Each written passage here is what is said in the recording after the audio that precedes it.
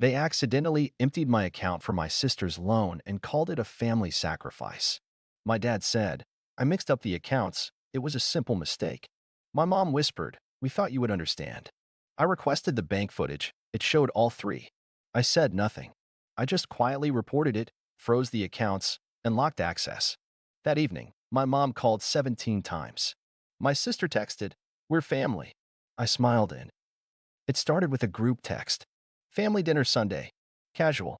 Just us. Just us. As if I wasn't already suspicious of any message that involved food and familial proximity.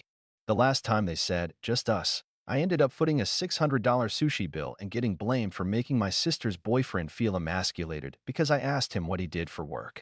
But sure. Casual. I showed up 5 minutes early. Rookie mistake. The house was already buzzing. Cars lined the curb like it was a garage sale hosted by Anthropology. My sister's new Audi sparkled under the streetlight, parked like a trophy on the driveway. She doesn't work. Not in any traditional, income-producing sense of the word. I walked in. No one looked up. Hey, I said. My mom turned from the kitchen. You made it, she said, tone neutral. Not warm. Not cold. Just factual, like announcing cloud cover. I said 7, she added, looking at the microwave clock. It was 6:56. Do you want to leave your shoes by the back entrance? My dad asked from the couch, not looking at me. The back entrance. You know, the one next to the laundry and the old dog bowls. I took a breath. Sure. The living room looked like a catalog for emotionally repressed wealth. Neutral tones. A glass vase of eucalyptus on every flat surface. My brother-in-law was sipping from what looked like a whiskey glass, but had lemon water and probably the tears of whoever they hired to stage this casual get-together. They were already seated when I entered the dining room. 10 people, 3 candles, for place cards with names in metallic cursive. My name was not one of them. I stood there, waiting for someone to notice. My mom glanced up. Oh, we didn't know if you'd be joining for dinner. We made extra, though. Made extra. Like I was a maybe. Like I was an afterthought. Like a baked potato no one ordered, but figured they'd microwave just in case. I smiled. Should I sit on the floor or? My sister laughed. Oh, come on. We saved you the seat near the kitchen. You'll be right next to the wine fridge. Technically accurate. Also next to the trash bin. Also closest to the swinging door they kept bumping with their hips. I sat. The chair creaked in protest. Then it came. My dad leaned over mid-bite. So, how's your account doing? Still investing in that? What is it? Index something. I nodded. Index funds. Yes. He chuckled.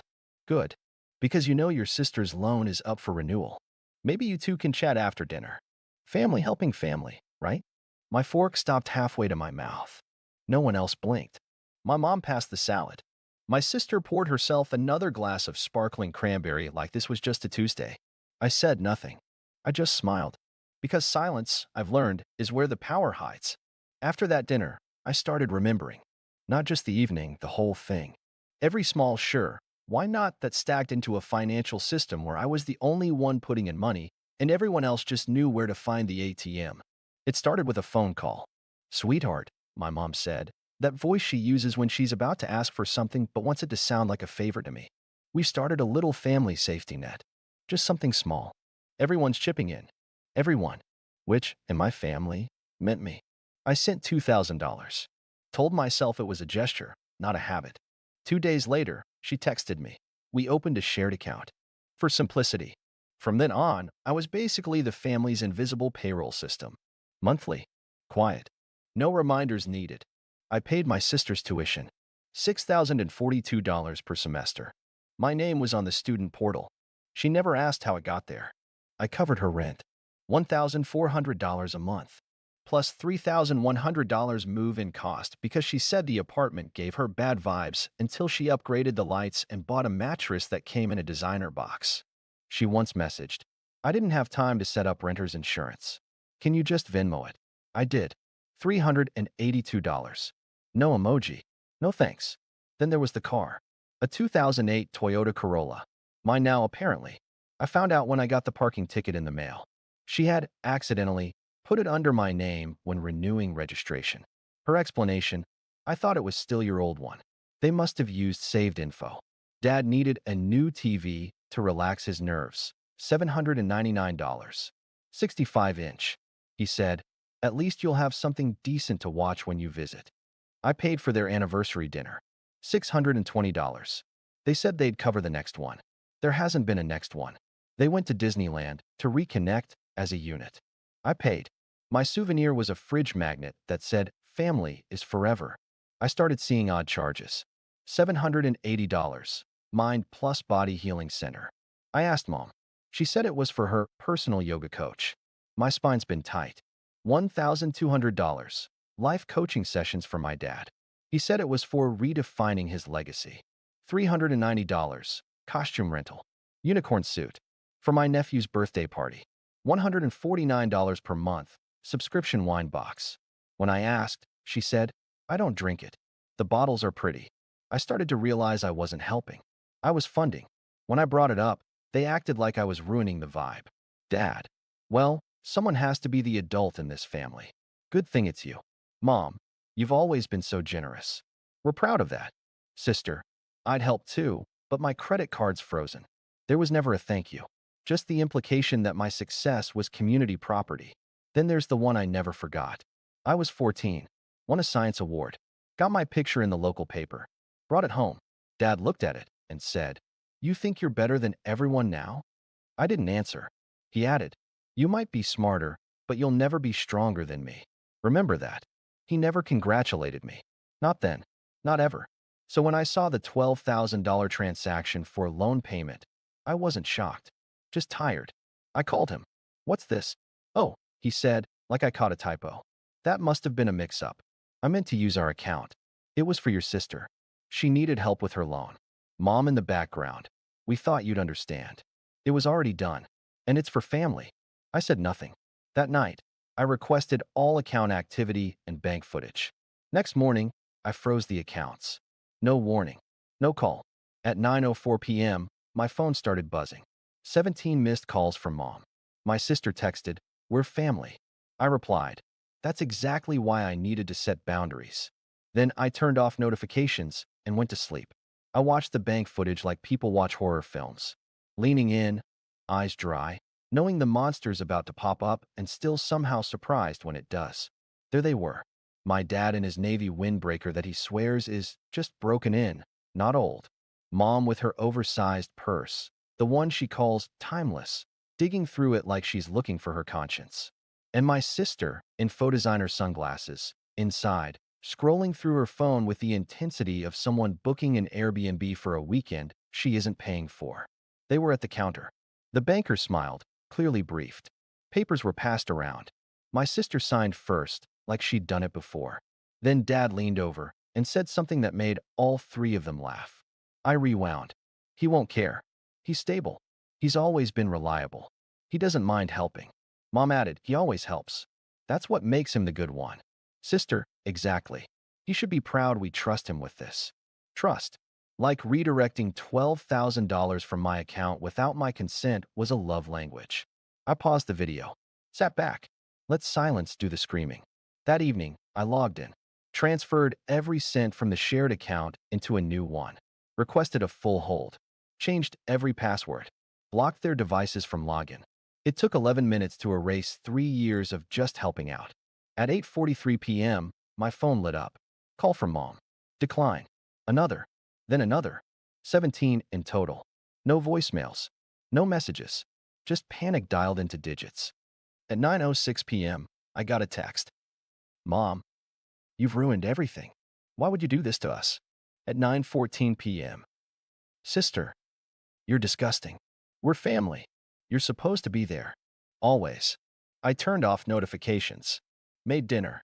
Ate pasta I actually tasted for once. Slept so well I didn't even dream. 7 days of silence later, my phone rang again. Dad. Just his name. No emojis. No group chat context. I answered. Curiosity is a dangerous thing. "You busy Saturday night?" he asked. "Why?" "There's a fight. Middleweight. Big one." I figured. It's been tense. Maybe we just watched two other guys beat each other senseless. I let the silence stretch. "Like men do," he added, trying to sound casual. I said yes. I wanted to see what guilt looked like on him in fluorescent lighting. We met at a local bar. The kind that smells like cheap ketchup and failed promises. Sticky floors. No menus. just laminated regrets. He was already halfway through a Bud Light. Didn't stand up when I came in. Just nodded at the seat. We watched in silence for 5 minutes. Two men on screen circling each other. Fists up, mouths shut. Then he said, "You know I envy you." I blinked. You got the money, the job, the calm. I spent my whole life reacting to bills. You? You make plans. I said nothing. Just took a sip. I want to live, he added. Not like that. Not hand to mouth. Just once. To feel what it's like not worrying. Still nothing. I thought maybe, now that you're in a position, maybe it's your turn to take care of the family. I looked at him. Straight on. You want me to fund your lifestyle? He shook his head like a tired coach trying to explain a loss. Not fund. Carry. With dignity. With respect. We stared at each other. Long enough for the screen to shift into commercial. I lifted my beer. To honesty. We drank in silence. Him, relieved. Me mourning a man who wasn't dead, just permanently unreachable. We didn't talk after the bar. He probably thought a couple beers and a half-hearted confession would wipe $12,000 off his conscience.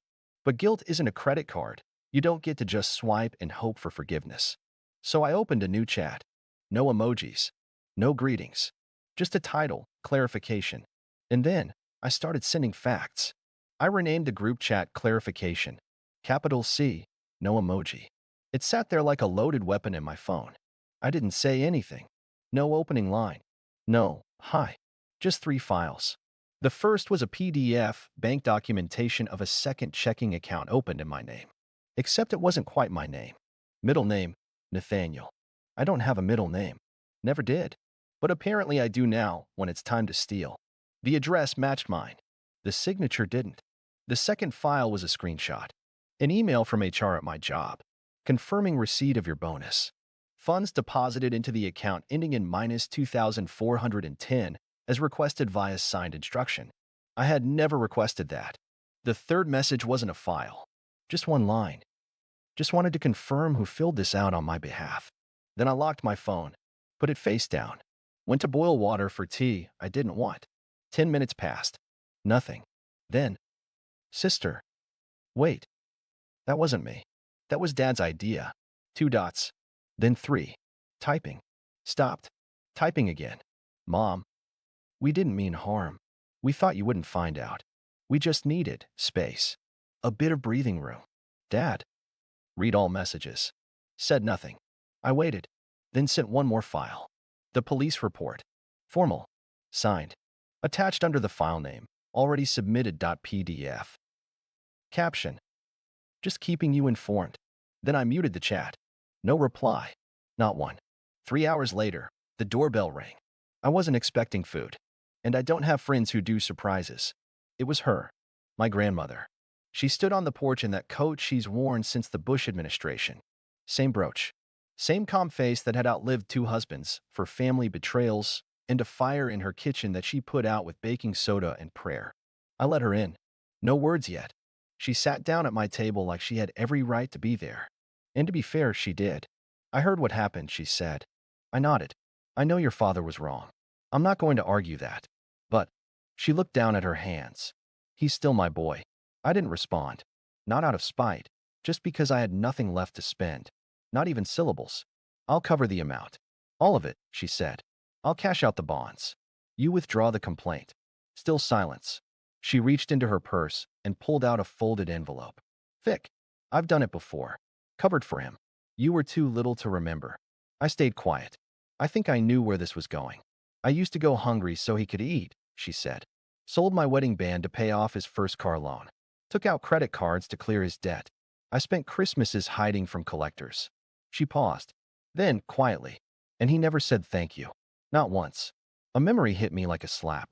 Me, 5 years old, sitting at her tiny kitchen table. She was making soup, barely. Water, salt, 2 potatoes, and dignity. She gave me a full bowl. And she ate crusts of bread soaked in tap water, pretending it was what she wanted. Dad stormed in, furious.